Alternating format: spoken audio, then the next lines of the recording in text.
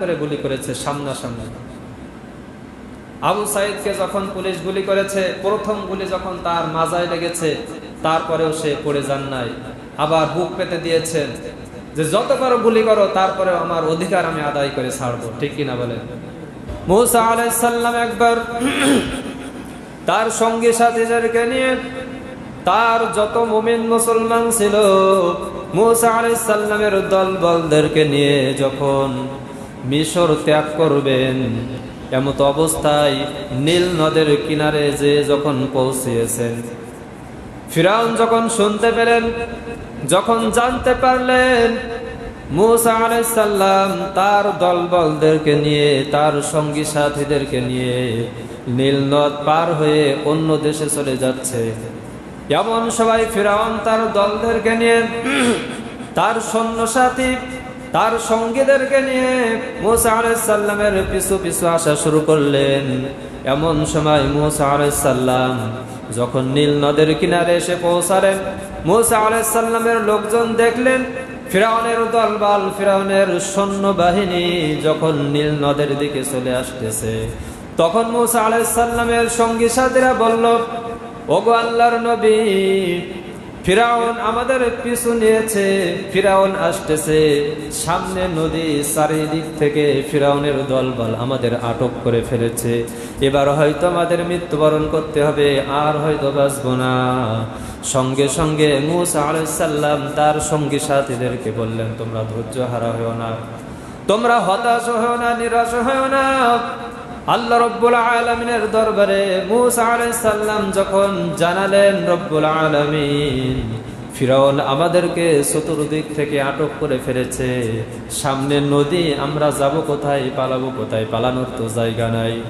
আল্লাহ রব্বুল আলামিন মুসা আলাইহিস সালামকে বললেন, ওগো মুসা, তোমার হাতে যে লাঠি আছে, ওই লাঠিটা দিয়ে তুমি দরিয়ার উপরে আঘাত করো। মুসা আলাইহিস সালাম আল্লাহ রাব্বুল আলামিনের হুকুম অনুযায়ী, আল্লাহ রাব্বুল আলামিন যখনই মুসা আলাইহিস সালামকে অর্ডার দিলেন দরিয়ার উপরে আঘাত করো, সঙ্গে সঙ্গে মুসা আলাইহিস সালাম দরিয়ার উপরে তার লাঠি দিয়ে আঘাত করলেন। জোরে বলুন সুবহানাল্লাহ। আঘাত করার সঙ্গে সঙ্গে আমার আল্লাহ রাব্বুল আলামিন দরিয়ার ভিতর থেকে একটা নয়, দুইটি নয়, 12টি রাস্তা, সুন্দর সুন্দর রাস্তা তৈরি করে দিলেন। জোরে বলুন সুবহানাল্লাহ।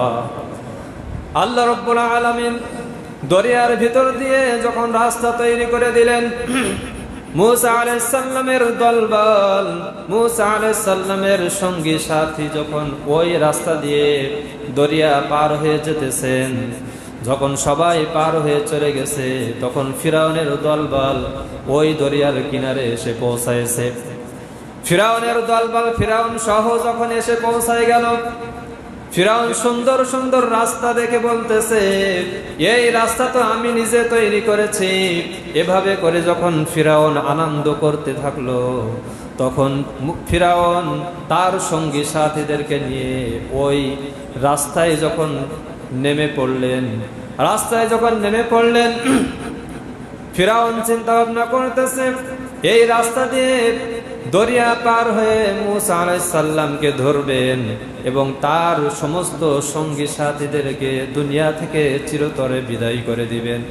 এই চিন্তা নিয়ে যখন মুসা আলাইহিস সালামের পিছু নিলেন, যখন সেই রাস্তা দিয়ে দরিয়ার মাঝ বরাবর চলে গেল, আল্লাহ রাব্বুল আলামিন সঙ্গে সঙ্গে ওই দরিয়াকে হুকুম দিয়ে দিলেন, ওগো নদী, ওগো দরিয়া, রাস্তা তুমি বন্ধ করে দাও।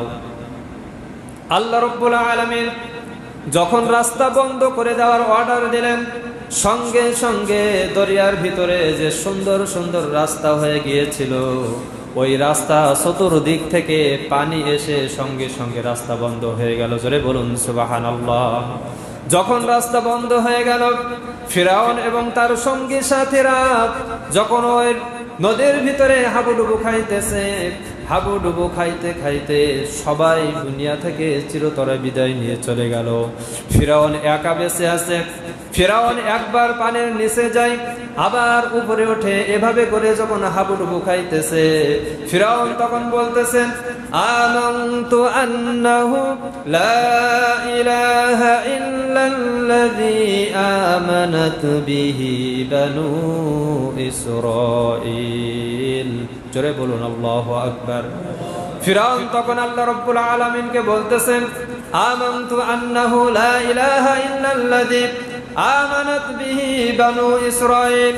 রব্বুল আলামিন, আমি তো ঈমান এনেছি সেই আল্লাহর উপরে, যে আল্লাহর উপরে ঈমান এনেছে বানু ইসরাঈলের লোকজন এবং মূসা আলাইহিস সালাম।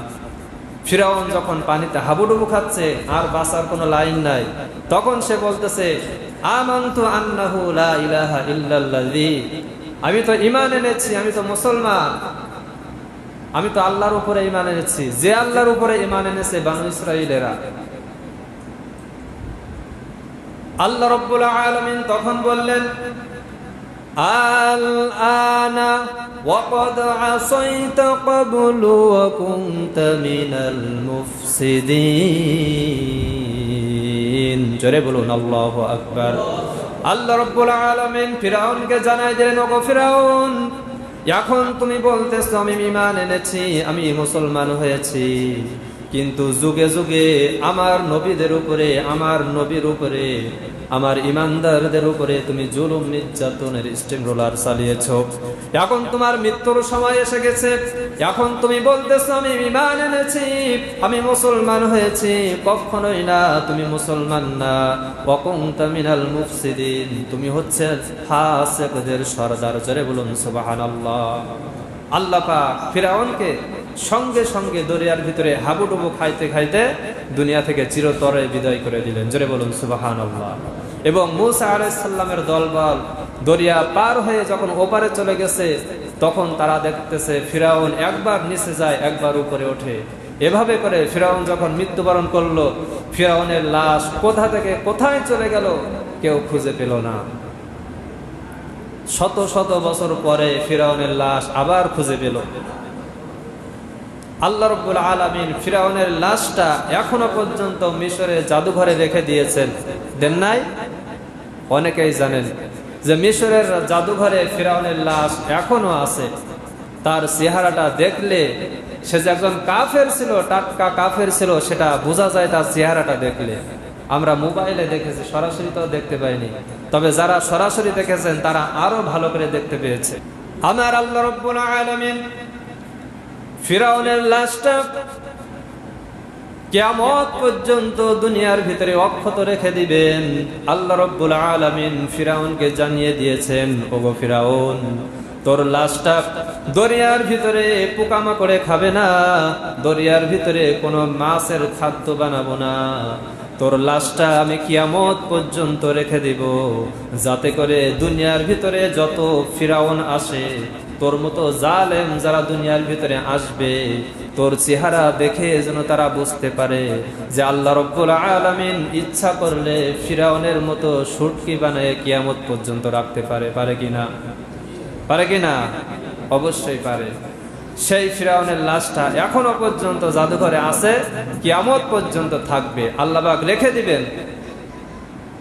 এজন্য রেখে দিবেন যে দুনিয়ার ভিতরে যারা মুসলমানদের উপরে জুলুম করে, নির্যাতন করে, ইসলামটা সহ্য করতে পারে না, যারা কাফের, তারা যেন ফিরাউনের ওই লাশ দেখে তারা বুঝতে পারে, তাদের মনের ভিতরে ভয় হয় যে আল্লাহ ইচ্ছা করলে ফিরাউনের মতো এরকম অক্ষত করে শুটকি মাছের মতো বানিয়ে আল্লাহ তাআলা রেখে দিতে পারেন। দুনিয়ার ভিতরে কারো লাশ কি আজ পর্যন্ত আছে ফিরাউন ব্যতীত? আছে? আমার তো জানা নাই। শুধুমাত্র ফিরাউনের লাশটাই আল্লাহ তাআলা রেখে দিয়েছেন। কত বড় কাফের ছিল চিন্তা করেন তাহলে। কত বড় কাফের ছিল সে, যে তার লাশটা আল্লাহ তাআলা কিয়ামত পর্যন্ত রেখে দিবেন এই পৃথিবীর বুকে। আল্লাহ রাব্বুল আলামিন এই মুহররম মাসেই ওই ফিরাউনের হাত থেকে মূসা আলাইহিস সালামকে মুক্তি দান করেছিলেন। জোরে বলুন সুবহানাল্লাহ। এবং শুধু মুক্তি দান না, ফিরাউনকে এবং তার দলবলকে এই দুনিয়া থেকে চিরতরের মতো বিদায় করে দিয়েছিলেন। আল্লাহ তাআলা ইচ্ছা করলে বর্তমানে যেসব জালেম আছে পৃথিবীর বুকে, তাদেরকেও এভাবে ফিরাউনের মতো ধ্বংস করে দিতে পারেন কিনা বলেন তো? পারেন কিনা? অবশ্যই পারে। সম্মানিত ভাইরা আমার, বন্ধুগণ আমার, আবার আল্লাহ রাব্বুল আলামিন হযরত ইব্রাহিম আলাইহিস সালামকে এই মুহররম মাসেই তার নমরুদের হাত থেকে বাঁচিয়েছিলেন, মুক্তি দান করেছিলেন। নমরুদ যখন ইব্রাহিম আলাইহিস সালামকে আগুনের ভিতরে ফেলে দিলেন, আগুনের ভিতরে ফেলে দেওয়ার সঙ্গে সঙ্গে আল্লাহ রাব্বুল আলামিনের পক্ষ থেকে ফেরেশতা জিবরাইল এসে ইব্রাহিম আলাইহিস সালামকে বলতেছেন, ওগো আল্লাহর খলিল, নমরুদ আপনাকে আগুনের ভিতরে ফেলে দিয়েছে, আপনি আমার কাছে সাহায্য চান, আমি নমরুদের এই আগুন থেকে আপনাকে বাঁচিয়ে দিব। হযরত ইব্রাহিম আলাইহিস সালাম সঙ্গে সঙ্গে উত্তর দিলেন, ওগো আল্লাহর ফেরেশতা, আমি আপনার কাছে কেন সাহায্য চাইব, কেন সহযোগিতা চাইব? আমি এই দুনিয়ার ভিতরে এমন কোন অন্ধ আল্লাহর ইবাদত করি না যে আল্লাহ তার ইমানদারের, তার নবীর এই বিপদে সাহায্য করতে পারবে না। আমি তো এমন একজন আল্লাহর ইবাদত করি, এমন একজন আল্লাহকে মানি যে আল্লাহ আমার সমস্ত সুখ দুঃখ সবকিছু দেখতেছেন এবং আমার বিপদ থেকে মুক্তি সেই আল্লাহ দান করবেন। আমি আপনার কাছে সাহায্য চাইব না। আল্লাহ রাব্বুল আলামিন ইব্রাহিম আলাইহিস সালামের এই কঠিন বিপদের সময় ফেরেশতা পাঠিয়ে তাকে পরীক্ষা করার জন্য পাঠিয়েছেন, যে দেখি আমার খলিল, আমার বন্ধু, আমার ওই ফেরেশতার কাছে সাহায্য চাই কিনা। কিন্তু ইব্রাহিম আলাইহিস সালাম কি সাহায্য চাইছিলেন? ফেরেশতার কাছে চান নাই। তিনি একমাত্র আল্লাহ তাআলার উপরে ভরসা করেছিলেন যে আমার আল্লাহ আমাকে সাহায্য করবে, আমি ফেরেশতার কাছে সাহায্য চাইব না।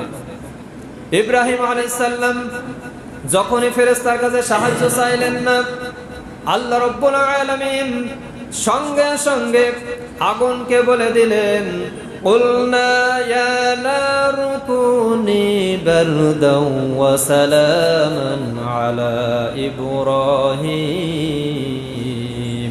জোরে বলুন আল্লাহু আকবার। আল্লাহ রাব্বুল আলামিন আগুনকে অর্ডার দিয়ে দিলেন, হে আগুন, আমার ইব্রাহিমের জন্য তুমি শান্তিদায়ক ঠান্ডা হয়ে যাও, এমন ঠান্ডা হবে যেন আমার ইব্রাহিমের কোনো কষ্ট না হয়, এমন ঠান্ডা হয়ে যাবে আমার ইব্রাহিমের যেন কোনো কষ্ট না হয়। সঙ্গে সঙ্গে নমরুদের ওই আগুনের কুণ্ড আল্লাহ রাব্বুল আলামিনের আদেশে সঙ্গে সঙ্গে ফুলের বাগানে পরিণত হয়ে গিয়েছিল। জোরে বলুন সুবহানাল্লাহ। নমরুদের এই আগুন থেকে ইব্রাহিম আলাইহিস সালামকে আল্লাহ তাআলা মুক্তি দান করেছিলেন, সেটাও ছিল এই মুহররম মাস। জোরে বলুন সুবহানাল্লাহ। নমরুদ যখন দূর থেকে দেখতেছে ইব্রাহিমের গায়ে কোনো আগুন লাগে না, ইব্রাহিমের আগুনের কুণ্ডটা ফুলের বাগানে পরিণত হয়ে গিয়েছে, সঙ্গে সঙ্গে নমরুদ বলতেছে, ওগো আগুন, তোর কি জ্বালানোর শক্তি বন্ধ হয়ে গেছে? তোর কি কোনো ক্ষমতা নাই?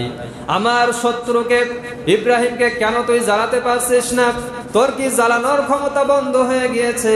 তোর কি শক্তি কমে গিয়েছে?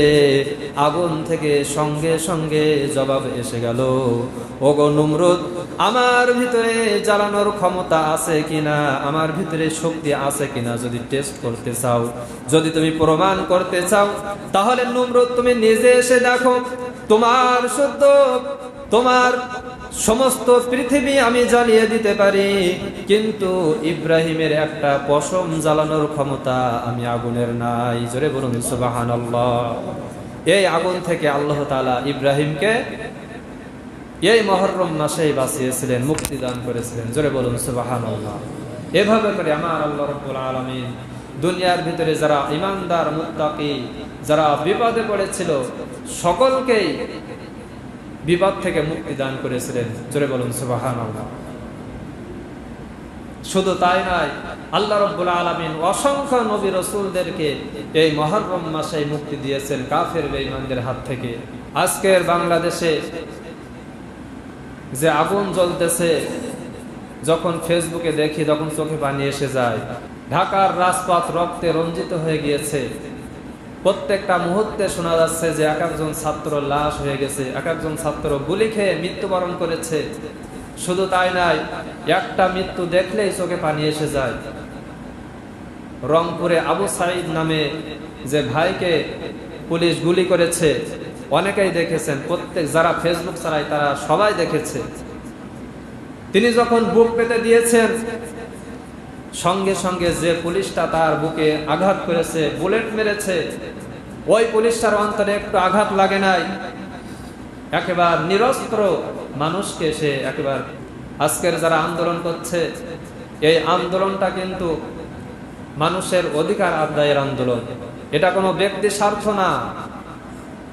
বর্তমান বাংলাদেশে যারা হাজার হাজার লক্ষ লক্ষ মেধাবী ছাত্র বেকার হয়ে পড়ে আছে, যারা চাকরি পাচ্ছে না, শিক্ষিত হয়েছে লক্ষ লক্ষ টাকা খরচ করে, কিন্তু তার কোনো চাকরি নাই। এজন্য তার নিজের অধিকার আদায়ের জন্য সে লড়তেছে। এবং এমনও ব্যক্তি আছে যারা তাদের কোনো সার্টিফিকেটের মান নাই, ভালো পড়াশোনা নাই, কিন্তু এই যে কোটা আছে, এই কোঠার বদৌলতে সে চাকরি পেয়ে যাচ্ছে। যোগ্যতা নাই, কিন্তু যোগ্যতা চেয়ারে সে বসছে। অযোগ্য ব্যক্তি যখন যোগ্যতা চেয়ারে বসে, বড় বড় চেয়ারে বসে, তখন দেশের অবস্থা খুব খারাপ হয়। আর সেই অবস্থায় হয়েছে আমাদের বাংলাদেশে। আজকের প্রত্যেকটা মানুষ তার নিজের অধিকার থেকে বঞ্চিত কিনা বলেন? আমার বয়সে 28-29 বছর হয়েছে, আমি এখনো পর্যন্ত জাতীয় ভোট এখনো দিতে পারি না। তাহলে আমি যে কয়বার ভোট দিতে পারতাম, এটা আমার অধিকার কিনা বলেন তো? প্রত্যেকটা মানুষের অধিকার। যারা দিতে পারেন না, তার অধিকার হরণ করা হয়েছে। আমার ব্যক্তিগতভাবে আমার অধিকারও হরণ করা হয়েছে। এজন্য নিজেদের অধিকার আদায়ের জন্য যারা লড়তেছে, নিশ্চয় এরা যদি মৃত্যুবরণ করে, তাহলে আল্লাহ পাক যেন তাদেরকে শহীদ হিসেবে কবুল করেন। জোরে বলুন আমিন। কারণ তারা লড়তেছে তাদের অধিকার আদায়ের জন্য। তারা কোনো অনিয়মভাবে, অন্যায়ভাবে লড়তেছে না। আমি লেখাপড়া করেছি, আমি শিক্ষিত হয়েছি, কিন্তু আমি একটা চাকরি পাবো না। আমি চাকরি পাওয়ার যোগ্য, কিন্তু আমি চাকরি পাচ্ছি না। এটা আমার অধিকার, কিন্তু আমি এই অধিকারটা পাচ্ছি না, অধিকার থেকে বঞ্চিত হচ্ছি। সেই জন্য আমি লড়তেছি। আজকের প্রত্যেকটা জায়গায় দেখবেন বড় বড় চেয়ারে যারা বসে আছে, বেশিরভাগই অযোগ্য ব্যক্তিরা বসে আছে। টাকা দিয়ে, ঘুষ দিয়ে চাকরি নিয়েছে, এবং ওই টাকা দিয়ে, ঘুষ দিয়ে যখন চাকরি নিয়েছে, ওই চেয়ারে বসে ও যত কাজ করবে সব দেখবেন অনিয়ম ভাবে কাজ করছে। প্রত্যেকটা কাজ অনিয়ম ভাবে হয়ে যাচ্ছে। এবং এই অনিয়ম যখনই প্রত্যেকটা জায়গায় হবে, তখন দেশের অবস্থাও অনিয়মেই চলে যাবে। সম্মানিত ভাইরা আমার, আজকের এই মুহররম মাস, এই মুহররম মাসে আল্লাহ তাআলা তাদেরকে যেন দোয়া করি, তাদের জন্য আল্লাহ পাক যেন তাদেরকে শহীদ হিসেবে কবুল করেন। জোরে বলুন আমিন। এবং যারা অধিকার আদায়ের জন্য লড়তেছে, আল্লাহ পাক যেন তাদের অধিকার ফিরিয়ে দেন, ন্যায্য অধিকার যেন তারা পেয়ে যায়, এই দোয়া করি তাদের জন্য। এবং আমাদের প্রত্যেকটা মানুষের অধিকার আদায়ের জন্য লড়তে হবে। প্রত্যেকটা মানুষের অধিকার, নিজের অধিকার নিজেকেই আদায় করতে হবে। ফিরআউন, নমরুদ যেমন মানুষের উপরে জুলুম করেছিল, তাদের কিন্তু অনেক শক্তি ছিল, তাদের শক্তির কোনো কমতি ছিল না। তাদের সৈন্যবল, টাকা পয়সা, ধন দৌলত সবকিছুই ছিল। তারপরেও কি তারা দুনিয়ায় বেঁচে আছে? বেঁচে আছে? কথা বলুন। বেঁচে নাই। তাদের শক্তি সব নিচ্ছিন্ন হয়ে গিয়েছে। বর্তমানে যারা তাদের শক্তির বল দেখান, জনগণের বল দেখান, ক্ষমতার পাওয়ার দেখায়, তাদের শক্তি একদিন নিচ্ছিন্ন হয়ে যাবে। এমনকি তাদের নাম নিতেও মানুষ ঘৃণা করবে। জোরে বলুন ঠিক কিনা?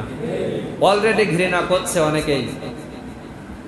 বাংলাদেশে অনেক ছাত্র সংগঠন আছে, যেমন ছাত্র শিবির, ছাত্র দল, ইসলামী আন্দোলন এবং ছাত্রলীগ আছে না, এরকম অনেক ছাত্র দল আছে। এর ভিতরে সবচেয়ে ঘৃণিত যে ছাত্র দলটা, সেই নামটা আমি বলবো না, আপনারা নিজেরাই বুঝতে পারবেন। যে মানুষের কার্যকলাপ ভালো হবে, 10 জনে তাকে ভালো বলবে, ঠিক কিনা বলেন? ভালো বলবে কিনা? আর আমার কার্যকলাপ যদি খারাপ হয়, আমি যদি অন্যায় কাজ করি, মানুষ তো আমার খারাপ বলবেই। এজন্য দোয়া করি আল্লাহ পাক যেন তাদেরকে হিদায়াত দান করেন, সঠিক বুঝ দান করেন এবং সঠিক পথে ফিরে আসার তৌফিক দেন। আপনি যে নেতার পেছনে ঘুরছেন, ওই নেতার পেছনে ঘুরে আপনার কোনো ফায়দা হবে না যদি আপনার নেতা সঠিক পথে না থাকে। আপনার নেতা যদি সঠিক পথে থাকে তাহলে আপনার কপাল ভালো, যদি নেতা বেঠিক পথে থাকে তাহলে আপনারও সেই বেঠিক পথেই পরিচালিত হতে হবে। আর নেতা যদি সঠিক পথে চলে, আপনাকেও কিন্তু সেই সঠিক পথেই পরিচালিত করবে।